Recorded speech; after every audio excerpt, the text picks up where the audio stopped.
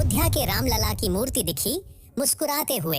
ऐसा लग रहा है जैसे प्रभु श्री राम इधर उधर देखकर अपने भक्तों को निहार रहा हो। दोस्तों, इन दिनों सोशल मीडिया पर एक वीडियो बड़ा ही चर्चा का विषय बना हुआ है। भगवान रामलला का यह वीडियो बड़ी ही तेजी से वायरल हो रहा है, जिसमें वो हंसते हुए, मुस्कुराते हुए, पलकें झपकाकर इधर उधर देखते हुए नजर आ रहे हैं। इस वीडियो क्लिप को राम भक्त देखकर बड़े ही भाव विभोर और आश्चर्य से भरे हुए दिखाई दे रहे हैं। वीडियो को देखने वाले राम भक्त तो मानो जैसे मंत्रमुग्ध हो चुके हों। लेकिन इस वायरल वीडियो की सच्चाई क्या है? क्या सचमुच भगवान राम की मूर्ति ने कोई जीवंत रूप धारण कर लिया है? आखिर रामलला की मूर्ति स्वयं से इतनी शारीरिक क्रियाएं कैसे कर पा रही है? क्या है वायरल वीडियो के पीछे का असली सच? जानेंगे सब कुछ, बस आप वीडियो के साथ अंत तक जरूर बने रहे। आगे चलने से पहले अगर आप सच्चे सनातनी राम भक्त हैं, तो इस वीडियो को एक लाइक करके कमेंट में जय श्री राम जरूर लिखें। चलिए वीडियो में आगे बढ़ते हैं। दोस्तों, 22 जनवरी का दिन सभी हिंदू सनातनियों के लिए गौरवान्वित करने वाला एक ऐतिहासिक दिन था। ऐतिहासिक दिन होना भी चाहिए, क्योंकि 500 वर्ष के लंबे इंतजार, कड़े संघर्ष और बलिदान के बाद हमें यह दिन देखने को नसीब हुआ है। 1-2 साल नहीं बल्कि पूरे 32 साल तक कानूनी कार्यवाही चलती रही, तब जाकर भव्य राम मंदिर आज बनकर तैयार है।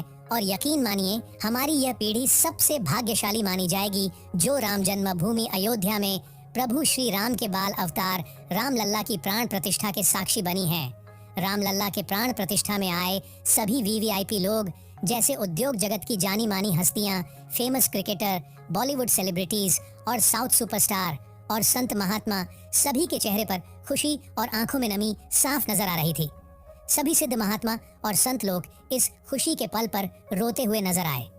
देश के प्रधानमंत्री माननीय श्री नरेंद्र मोदी ने प्राण प्रतिष्ठा के बाद दी अपने भाषण में कहा कि भगवान राम आग नहीं है, बल्कि राम तो ऊर्जा है। राम विवाद नहीं बल्कि समाधान है। यही नहीं, प्राण प्रतिष्ठा में पधारे सभी मेहमानों का प्रधानमंत्री श्री नरेंद्र मोदी ने अच्छे मनोभावों से स्वागत भी किया और भारत की सदियों पुरानी परंपरा अतिथि देवो भव को सत्य साबित किया।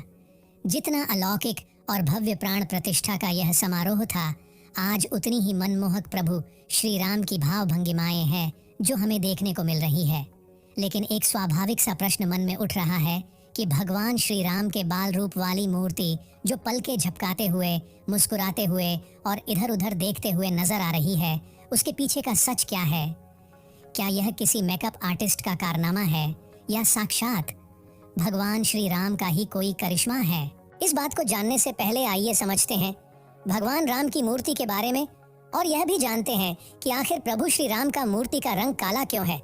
दोस्तों, आपको बता दे कि आज जो रामलला की मूर्ति अयोध्या के भव्य राम मंदिर में विराजमान की गई है, उसके मूर्तिकार कर्नाटक के अरुण योगीराज हैं, जो खुद को इस धरती पर सबसे ज्यादा भाग्यशाली मानते हैं। आगे बढ़ने से पहले दोस्तों, सीताराम टीवी सभी राम भक्तों के लिए एक सुनहरा अवसर लाए हैं। जी हाँ दोस्तों, अब आप घर बैठे रामलला की मनमोहक मूर्ति को ऑर्डर कर सकते हैं। 8 इंच ऊंची यह मूर्ति रेजिन फाइबर मटेरियल से बनी है। साथ ही इसमें राम जन्मभूमि अयोध्या की पावन मिट्टी की कुछ मात्रा भी डाली गई है। इस मनमोहक मूर्ति को घर बैठे ऑर्डर करने के लिए हमें अभी व्हाट्सएप पर संपर्क करें। व्हाट्सएप नंबर डिस्क्रिप्शन में दिया गया है। चलिए वीडियो में फिर से आगे बढ़ते हैं। 41 वर्षीय मूर्तिकार अरुण योगीराज कर्नाटक के मैसूरू अग्रहारा के रहने वाले हैं। अरुण बताते हैं कि मैंने मूर्ति बनाना अपने पिताजी से सीखा। मूर्ति निर्माण कार्य उनके परिवार का पुश्तैनी काम है और उनके परिवार की 5 पीढ़ियां पिछले 300 सालों से इसी काम में लगी हुई है।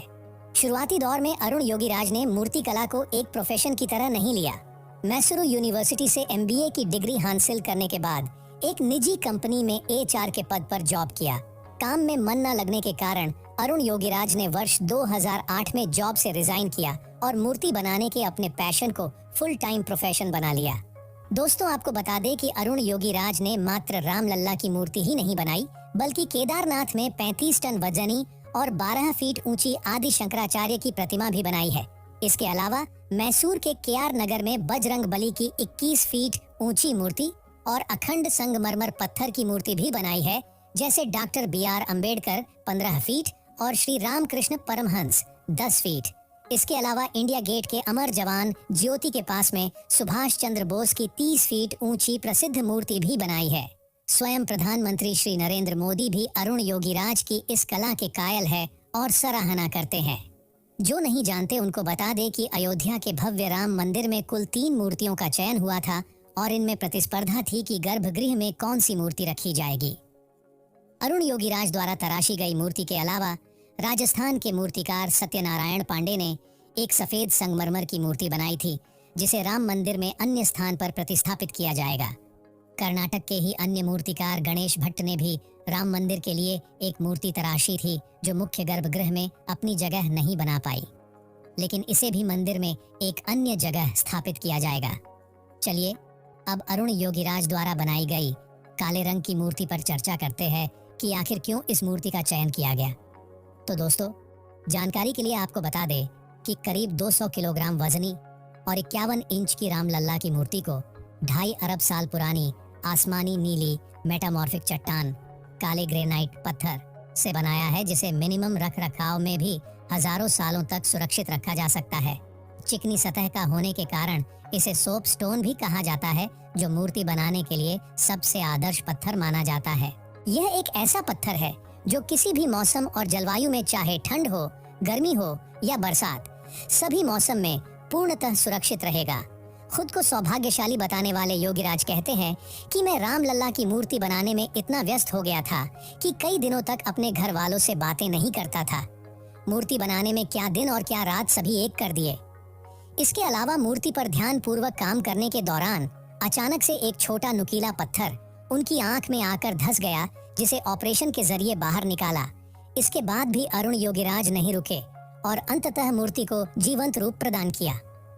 5 वर्षीय बालक राम की मनमोहक मूर्ति बनाने वाले अरुण योगीराज कहते हैं कि पिछले 300 सालों से मेरा परिवार मूर्तिकला का काम कर रहा है और भगवान राम ने हमारे परिवार का पालन पोषण किया और शायद यह मेरे परिवार की वर्षों की तपस्या का फल है जो आज राम जी ने मुझे इस काम के लिए चुना।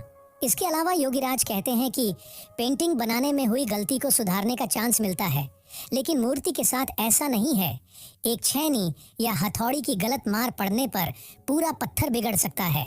इसके अलावा पत्थर पर 5 वर्षीय बालक की मासूमियत और चाइल्ड लाइक फेशियल फीचर्स लाना सबसे ज्यादा चैलेंजिंग टास्क था, जिसके लिए मैंने छोटे बच्चों के साथ ज्यादा समय बिताया और बच्चों की 1000 से ज्यादा तस्वीरों का गौर से निरीक्षण किया। इस बात पर राम भक्तों में चर्चा है कि काले रंग अर्थात श्यामल रंग की मूर्ति का चयन क्यों किया गया। तो आपको बता दें कि महर्षि वाल्मीकि कृत रामायण में भगवान राम के श्याम रंग का वर्णन किया गया है। इसके अलावा प्रभु श्री राम भगवान विष्णु के अवतार माने जाते हैं और विष्णु का रंग श्याम वर्ण है, इसलिए सभी जगह भगवान राम और कृष्ण दोनों की पूजा